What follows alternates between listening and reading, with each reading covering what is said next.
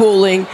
A little bit of a difference maker here as we move over to Lava Fisher instead of going over to the outskirts of Fragment East and taking to the skies. Wolves, man, their fans are going crazy right behind us, and for all the right reasons. No Name on the Wraith, going back-to-back, rolling out with the Bangalore, by the way, and the Cat. It's crazy, too, to see, as you already see, feeling some of that pressure.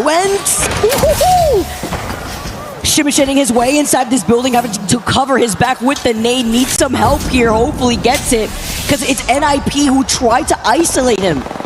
And PXX, who have laid siege towards VP here, have pushed them out and taken down Ozus. With one already down and another bleeding, Virtus Pro have left the lobby. Here's the deal, Vicky. With 2 matches to go, and if you're in like 19th place like PXX are, the rookies from APAC North, what do you have to lose at this point? Exactly. You set fire to the lobby. Time to cause chaos. This is literally the perfect time right now. This is what I love when it comes to our ALGS lands. We get a little bit of a mix-up on the rule set where these teams are playing so desperate when you have 2 more games to go. PXX had nothing to lose. They sent it onto VP, who honestly, being on that later half of the overall standings, I mean, not even having an opportunity, it's going to be literally a miracle. I don't think it's going to happen here. But now you take a look at the teams who want to soak up more of these points, the teams who are so close to making it in this top 6. Ziplining around is going to be Zipline Mafia, Kazak being on that pathy, playing off with the Bangalore from Excuse as well as the Cossack from Weak Q, but you could see the pings coming in.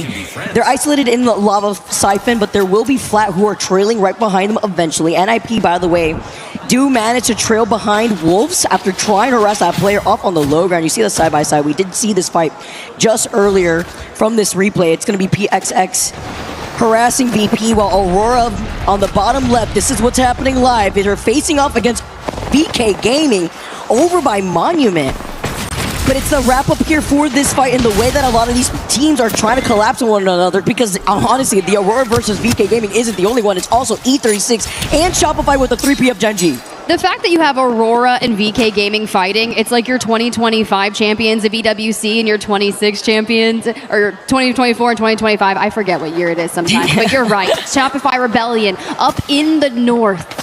Genji Esports seek to disengage here. And honestly, sometimes you do just have to kind of focus on getting information and prioritizing that before you get to that end game. For the majority of our teams, they've already gone out west, and collapsing out here near Monument and Fragment will be difficult. Well, Keon is frying DJ, unfortunately, with the Sheila. It's happening with a lot of these teams trying to get aggressive. Shopify Rebellion are looking down at Genji, who wanted to get the ring console information isolated before they move up E36. If they take out Neo, could easily split their attention into harassing Shopify, unless Shopify hear the shots and probably want to go in for the 3P. But having to be careful knowing Genji right behind them. This is the fight that we were expecting. E36 in trouble though. Neither of these 2 players have these Evo shields. They go take the portal. He's got the Sheila. Jumping around the corner isn't going to be enough. Neo, who needs this KP, find a double knock instead. They eliminate Ubli, and now you could see the Solo who's trying to run for their life. Can Shopify be the saving grace to involve themselves in this fight? And this is where the game can make or break you. You're in 4th place, inside the top 6 by just 4 points. Down to a Solo, a regain needed. But what options do you have to make that happen? For now, the Wraith as the Solo. Synap will do his best to get the dynamic duo back. We turn our attention deep into zone with Tai up here on the Mirage Etoile. Umi-chan cut down from amped cover in the distance. A lot of the poke pressure, right? And Chaos feeling that pressure. Playing off this low ground, we've seen zones like this end up pooling on the outskirts of Mirage Etoile, while TIE are down to a duel. F-Chan looking to heal up. Danger close. They should be able to get Umi-chan back in for now, but they do have JD Gaming. That is the team that is staring down them from that height on the zip. The issue is here, you're going to be looking at a couple of different teams as people look through. Dino's out in the distance by Tai, FORFUN, and GK that have been so consistent in acquiring points across all of our maps that we've seen. But to the north we go again for WRG Neo. Jen with a survey beacon. Oh yeah, getting that scan too, because now they know E36 are right around the corner. You see Neo on the other side here, as they are going to be able to TP through. Thanks to having that Void Nexus activated, you could hear the shots off the Hemlock, but being able to find Akba on this fight, he says, take me back. He doesn't get the crack, doesn't want to overextend everybody. Playing a bit scared, the Kickstarter. Juksu does have that Axel. Trying to miss out on the Nitro Gate before the Kickstarter comes in from behind them. Some revenge from Genji as Juksu sends out his own. And now they're looking to try to take this Void Nexus before canceling it, because you have Aqua being able to find that knock onto Asia. Needs some help from Jukso, who's trying to pump the shoot back behind him. No way! Coming in is going to be E36 re-involving themselves. They see the opportunity. They hear the fights. This is going to be that 3-team pile-up over by Epi. You tell me that you immediately focus on resetting and diving back into the fight on the reset. Genji. A moment of reprieve as Asia hits the med kit and focuses on that path that we have. I see that we have a couple of options, right? You can go Skyhook and come in through the north. You could drop down, carve through Monument. But this is what awaits you out of the south. Kazakh there with the zipline to the high ground. Can they lay siege to GK? Keon, 1 HP. This is important for Zipline Mafia, being one of those teams outside the cups at 58 points, at 7th place overall, underneath NIP, who are at 61. They take the high ground here. They take another KP with GK leading the path with 71 points. This is big. Playing ring around the Rosie, around the amp shields. Keon holding up for dear life. Help me as GK get eliminated. This is great for Zipline Mafia. Looking on the other side and trying to stay alive on Pride Rock. They've now cleared the southern side of the zone. They're feeling the pressure from the teams trying to poke at them from afar. Wolves, TIE, Flat are now rotating on the bridge outside of staging, but it's the pile-up over on the outskirts of Lava and Countdown. And Dinos, another team, NIP, the 6th place. 1 point is keeping them inside the top 6. And for now, we remain inside. Dinos and Flat. Another story as we see Chaos go down. DJ immediately investing the portal. J Future only surviving by the mobile shield. Right here. And trying to escape, but where do you go?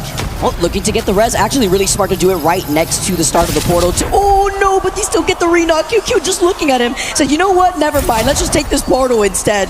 Where can I go? But it's still risky no matter what, because Flat are now looking at this. They heard the res. Now they fully send it. They're looking to get some KP, but I mean, they're in dead last. This is just a grief them at the end of the day. Dino now losing out on 2.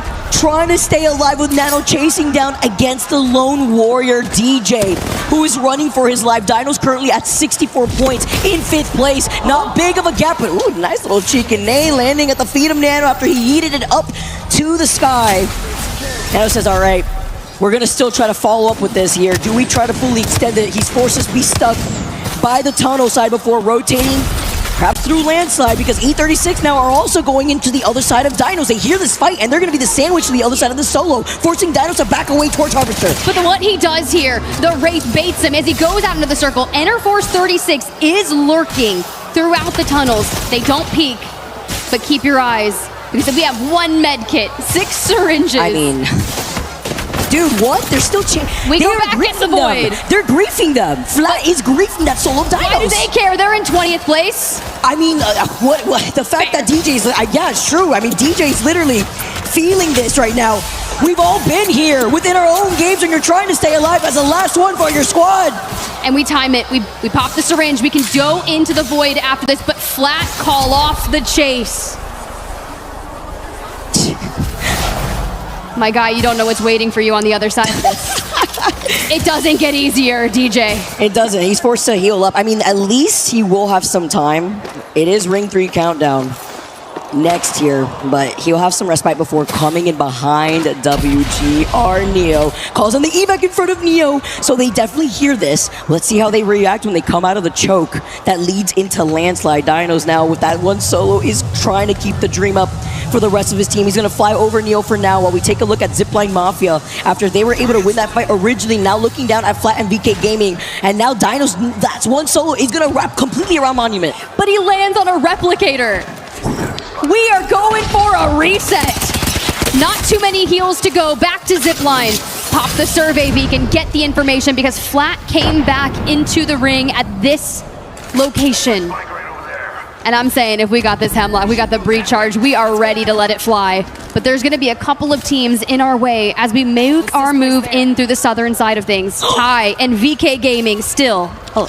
I mean, if we could look at what's happening on landside too, because Neo were actually down to one member. That one solo of Dinos actually wrapped around them while they were fixated on getting the res, and now is alive right next to E36. So much happening on each end of the outskirts of the zone while the zone is starting to close behind their backs. This one's gonna hurt while Zipline Mafia continue to claim names.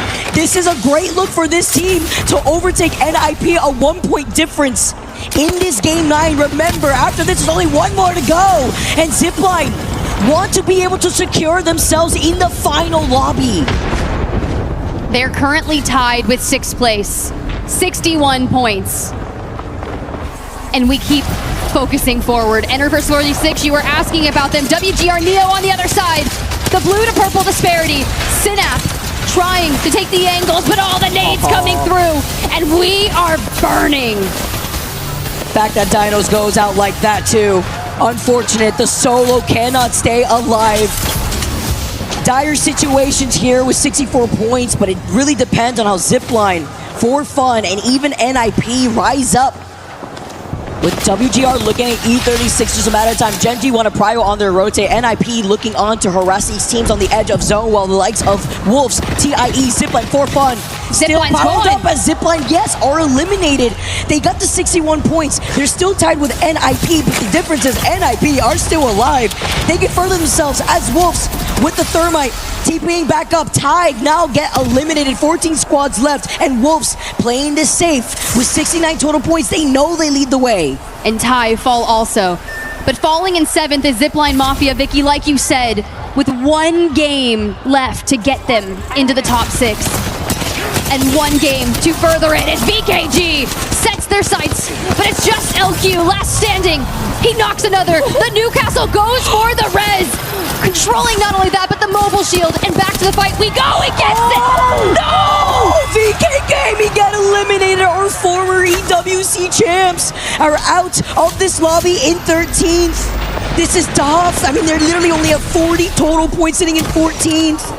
No matter what though, now Genji, who have been rising up, have an opportunity to slide in. They got that knock originally. You can see the portal happening right in front of E36. They're trying to keep it up here too, because round 4 is closing behind their backs and they have to start moving, and FORFUN are waiting for them on the other side of the edge of zone. Just know you're getting griefed at this point. It's gonna be open, it's gonna be scary, and JD Gaming are center zone in the building holding. But all these teams fighting for positioning there. If you have a Newcastle, you're feeling better. Here comes Genji, NIP, a fight for the life. Talk about having a Newcastle. Kurev gets the blast with the EVA 8 double tap in hand. Oh my goodness, that nade! Genji do get eliminated though. The Enter Force 36 now, Showface right behind them. And now NIP feeling pressure, but right behind them, having to be careful. It's going to be Cinetic. That may be the insurance that they need off the longbow. Now you have the Kickstarter you have to worry about. Synap taking to the skies, having to drop down, hide behind these Newcastle walls, trying to get the reset and the res. FORFUN now Showface, but E36 are sandwiched between DCG and FORFUN. He's trying to break the wall. He's trying to rip their cover away from them. And you even have the caustic ult for FORFUN. Focusing on what they need. Enter Force 36, get amped covers up. Their wall still being poked and prodded. Amped covers going down. And we are turtled. Stop harassing us, please. We're trying to stay alive. They break down the barrier. DCG also try to scoop that up because it's all about this KP. One mobile shield from a Newcastle holding them, and they're sending it full fire. How do we get out the race with a portal? He keeps them alive for right now. They do get the knock temporarily, but this portal play, Synap could be the saving. Oh no! Not there. A horror movie for Synap as he tries to keep E36 up. He gets the TP, he gets Hubli, and they're looking to get this red, but now they look behind him. This is so much pressure that they're feeling, and FORFUN are not letting loose. Because E36 haven't had a moment to reset. FORFUN is just sending it back to the portals. They go straight into the hands of Deep Cross Gaming. And Synap tries. Dude, he took the... They're still chasing him. Dude, everybody was looking at this team. He's still running for his life. The fact that they took the portal back, by the way.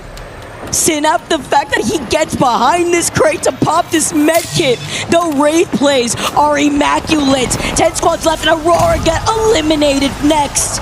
JDG getting some KP. Same thing for Wolves. Shopify to follow.